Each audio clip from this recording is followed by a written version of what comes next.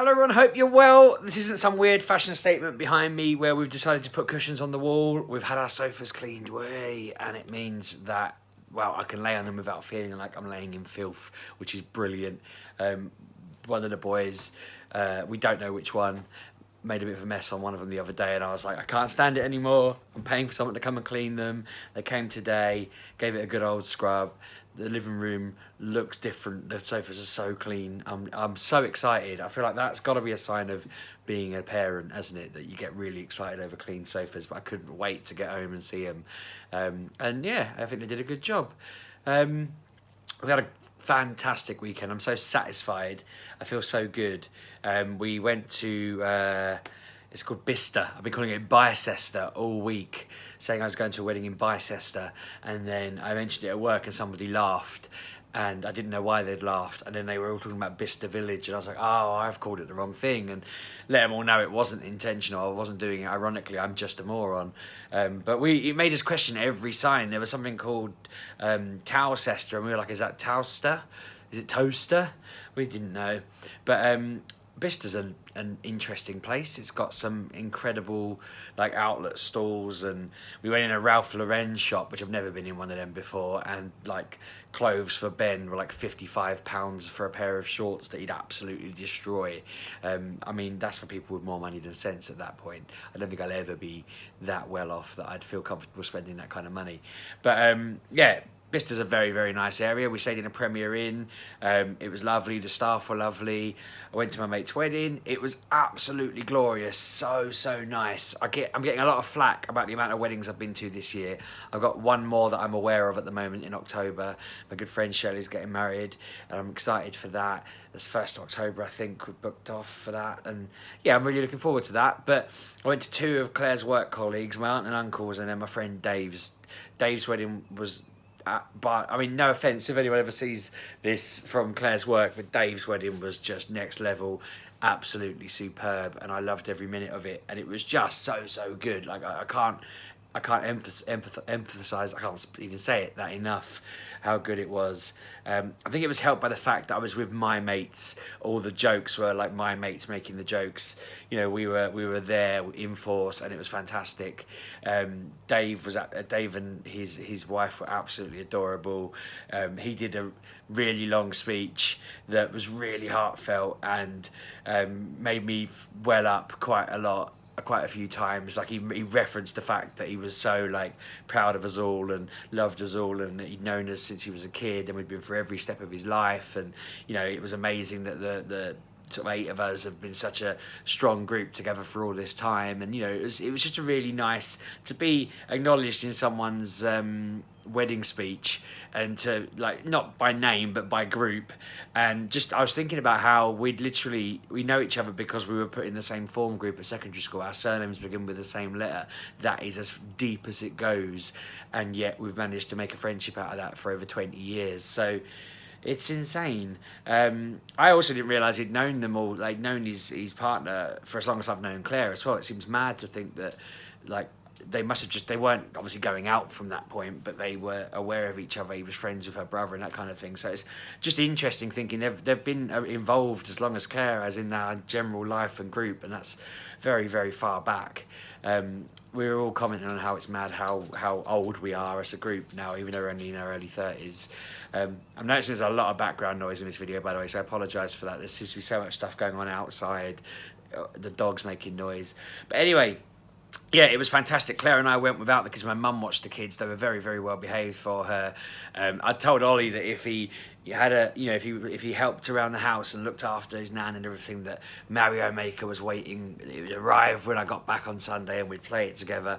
When I got back, he said, it hasn't arrived. He didn't come. And I was like, Ollie, it came Friday. It's upstairs. He ran upstairs, found the pack and ripped it open and brought it downstairs and put it in. So we were making Mario levels all last night, which was fantastic. That is a great game. It's just turned my Switch up to 11. I already loved my Switch. Now I love it even more. That is a perfect game. So he's been playing that all day today when he was home from school. We'd done a bit of work at his nan's, and then he played Mario Maker. He's made me some levels, but I'm not allowed to play them until he's here tomorrow. So Claire and I had the weekend to ourselves. We were booked into a hotel. We went out for a meal Friday night. All my friends are texting me going, come to the pub. You're missing out on all the jokes and all of this. And I'm like, there aren't any jokes that I'm not there. I'm the one bringing the jokes. There's nothing going on. I'm all right. They're telling me, come on, you got to. And I didn't go, and then the next day I spoke to them, and half an hour after they're telling me I need to get there, they went home. So it would have taken me half an hour to walk to the pub they're at, because I'd already had a few beers with my dinner. So yeah, I'm glad I didn't succumb to that temptation. But yeah, me and Claire had a really nice meal, a really nice chat. Went to the shops, bought some other bits and pieces, watched some TV, chilled out, got a bit of a lie in. We then went to the wedding. It was the hottest day in the history of days. It was ridiculous. We went and got our pre-wedding drinks. As we pulled up, Dave was pulling up and asked me to help him carry his wedding cake into the venue, and I'm like, I'm so clumsy. I don't want that kind of responsibility. I don't want to be given the wedding cake to carry in. That's too big of a deal. But I sort of grew up and said, yeah, okay, I'll carry it. My friend's pregnant wife was hovering in front of me, and I'm like, you gotta move. I'm gonna ruin the whole wedding. I know I've only been here a minute. But we went into this beautiful venue. There were flowers everywhere, like literally all over. After the meals and everything, they said, if you want to take the flowers, go for it, put them in your car and everything, to the whole room. And the guy who'd driven us there and Claire both just went nuts. They were just like filling their boots with lavender, roses, some other plants that Claire plans to plant in the corner of our garden. So that was really cool. And we were playing a drinking game during the speeches of words that if they come up, you had to drink. And I didn't want to drink, so I was picking words that would absolutely not come up. I picked Pokemon, I picked an expletive, and I picked something else that I've forgotten. And when my friend Dave did his speech, he literally said the expletive as he was starting, because he forgot where he couldn't find it, and he just went, ugh. And I was like, oh, what of all the words? And then he was telling a story about just something personal, and he referenced how to get somebody out and about, they played Pokemon Go, and I was like, oh, everyone on my table was in uproar that they'd said the word, and I was like, one of you told him to say it, and they were like, I swear we didn't, and I couldn't believe it, so I had to drink my drink because I'd got that wrong. We'd all bet the speeches would be done within half an hour, and then there were 5 speeches. It was an hour and a half. But if you'd have said that to me at any other wedding, I'd have been like, oh my God. But at this one, it was fantastic. They were such good speeches. It's honestly the best wedding I've been to in ages. If I can't, obviously all weddings are great in their own way, so I'm not trying to talk any, it was just so good. I was buzzing. It was really nice just chilling out with everyone in the heat. I had a bit of drama in the evening. I took my blazer off. I bought a nice new blue suit, jacket, trousers. I'd even got a belt that bloody fits instead of the one that's far too big for me, that wraps around me almost 1.5 times. I got a perfectly right-sized one, cleaned my shoes up. So I looked good. I'm really happy with how I looked. And Claire was stunning. I couldn't believe, I guess I couldn't believe how stunning she was. I knew how stunning she could be, but I was just so happy seeing how beautiful she was. And my mates were like, oh, take your jacket off, it's hot. And I'm holding it.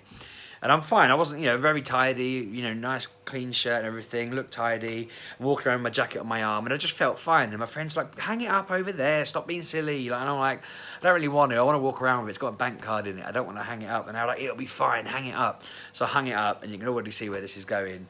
End of the night, we've had a fantastic evening, and we were all a bit drunk, and we were all a bit full up on food, and we we're all chilling out. I got to get my jacket, and it wasn't there. And I was just like, I'm just looking around for it everywhere and thinking, has he got it? Have they got it? They're in a blue jacket. Is that mine? And I sort of let the people know that I couldn't find it. And even the groom, bless him, was like, we'll find it, mate, don't worry. And I'm like, it's okay. I'm not worried. I'm not going to have a meltdown about it. I'm not going to get all angry or upset, but I am really worried because it's got my bank card in it. I thought it had my car keys in it, but it turned out I'd left them back at the hotel. It had my hotel pass in it. I was really, really worried. In the end, we were like, it'll turn up. And I was really worried when I kept checking my bank account on the app, thinking, what if someone came in from another wedding? I don't think there were any more weddings, but what if someone had taken it and, whatever. I was upset that my sunglasses were in there, and it's like the first time in 20 years that I had a pair of sunglasses that actually worked and didn't make me feel dizzy, because for some reason they do. And so I got back. By the time I got back, I was really convinced myself I'd lost everything forever, and I was really, really gutted. And I ended up dreaming about it. It was such a heavy burden on my mind that whatever dreams I was having, it kept just popping in. You haven't found your jacket, blah, blah, blah, blah. That white noise has come back. I really need to find out what the hell it is. But the next morning we went out for brunch, and I'm saying to Claire, don't worry, like I'm nervous. She's like, I feel really bad for you. You seem really cut up about it. It's bothering you. I know it is. And I'm like, I'll just do a travel insurance claim on it. I've got like travel insurance from my bank. I'll just claim it all back. It'll be fine. I want to get a new jacket. You know, that jacket was really, you know, it fit. I felt good in it. I want another one. No matter what, I have to replace it. And then we got to the brunch that they'd set up, and the first thing Dave said to me was, I've got your jacket. I know where it is. And what happened was, I think it was one of the groomsmen, so his brother-in-law's brother-in-law or something, I don't know, whatever it was, had been asked to pick up a black jacket for his father-in-law and a blue jacket for a child, someone smaller than Ben. And he'd just gone and picked up a man's blue jacket and a man's black jacket and left. So the next morning they're like, what the hell is this? Like, the jacket's this big. He showed me, the jacket was like this big. It was honestly a baby's jacket. And he just drunkenly got confused. So the two baby jackets that had been left behind, and they'd been brought in the next morning, and my jacket had been taken away for a baby. They gave it back to me. It was all perfectly fine, clean, everything, you know. All my stuff was still in it. But I can't believe how much it was like a cloud over me. When he said he'd got it, I'd like fist pumped the air in celebration. I was so relieved. But then Claire and I, we were trying to drag out the weekend as long as we possibly could. We went around Bicester Village. That's where we went to the Ralph Lauren shop. We wandered around for about an hour and a half. When we came back, everyone had gone home. My friends had said goodbye and everything. And we were wandering around. And even at the end, Dave and his now wife and their baby, they were leaving their car, wandering around together, doing a bit. We were like, oh, hello again, you know.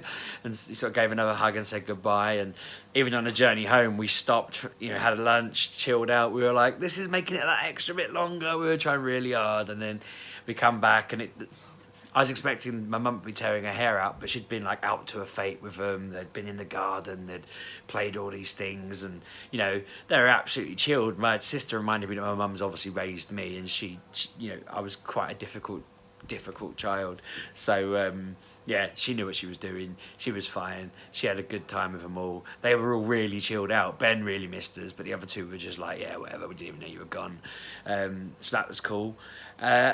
Just trying to think what else there really has happened. So back to school today. School was absolutely fine. We had a letter come home that said they did a phonics, and they said something like, oh, well, Ollie didn't, the pass score was like 35 or something, or Ollie didn't meet that level. And I don't really know what they want me to do with that information. I was just kind of like, he can read. They keep saying he can't read. He definitely can read. He sits and reads for us all the time. I think it's more of a setting and an SEN thing and a patience thing and a million one other things for them that mean that he's not giving them what they want.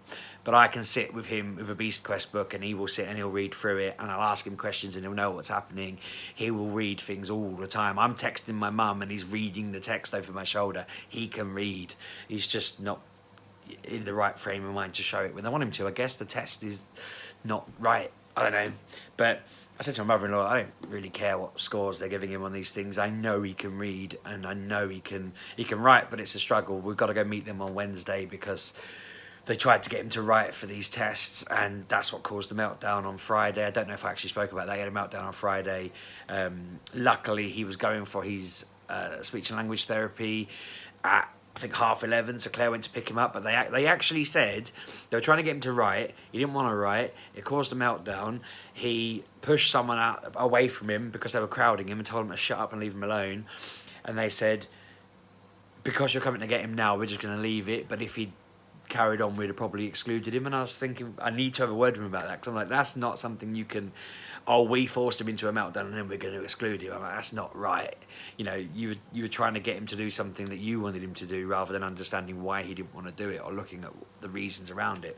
They're worried because he hasn't done any writing in a week, but it's like, he's only in half days and they're sending homework that he is doing, and some of that involves writing.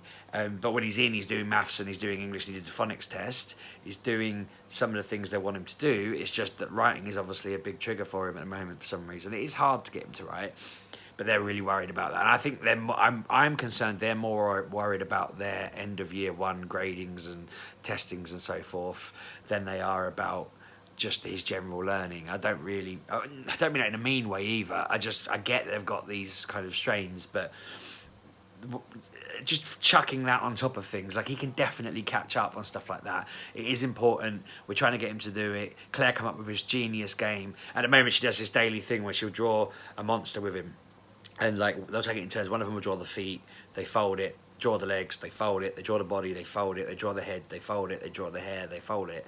She's adding in letters, getting him to do a letter on each level, and she'll do a letter as well. And then when she opens it, she gets him to read the word, and it will say something gibberish-ish, like, and he loves the absurdity of it all and thinks it's brilliant, the random made-up nonsense word. So that's been working all week for us. Maybe about 4 days that we're doing it, I think, maybe less. And I'm trying to think of other ways to get him to write, because it is important, but equally it's not the make or break sort of stuff. We want to make sure he's okay in just being there and getting through it. So yeah, that's an interesting one for this week. I'm relieved he had a good day. It's been all right. So yeah, that's basically a catch up of where we are at the moment, I guess. This week's quite a quiet one otherwise. He didn't do his speech and language therapy assessment. I think I mentioned that on Twitter. Basically because he had a meltdown. They were late getting there. They had to cancel it and really do it for Friday, which means that all of our diagnosis stuff is kicked back a week, which I'm a bit worried about from the EHCP kind of thing. They did say they'd like to see that report. Whether or not that'll affect anything, I don't know. A bit worried, but we literally couldn't do anything. They were like, that is the earliest we can get you back in. They'd locked up for lunch when they got there, and they didn't have any slots in the afternoon, which is understandable. It's not their fault at all. It's just one of those things. It happened. We couldn't. Claire's not just gonna chuck him under her arm and run to the car. It was a more delicate situation. But yeah, things are cool, all good. Usual stuff. I mean, I feel like all the Monday ones are like this. It's good stuff. I do just feel very, very satisfied that I've had a fantastic weekend. The kids are happy. Everything seems cool again. And yeah, fingers crossed the week continues that well. So I'm going to wrap up. Thank you very much for watching. Subscribe, like, comment, and all that stuff. Oh, I know what I was going to talk about. One last thing. On the way back, we did talk about a holiday idea we're going to do. I've got 2 weeks off at the end of August. We're looking to hire an RV for a week at the end, in the first week of my holiday at least, and just drive around the UK. I'm thinking drive to Cornwall, do a bit around there, and then drive back, but detours along the way.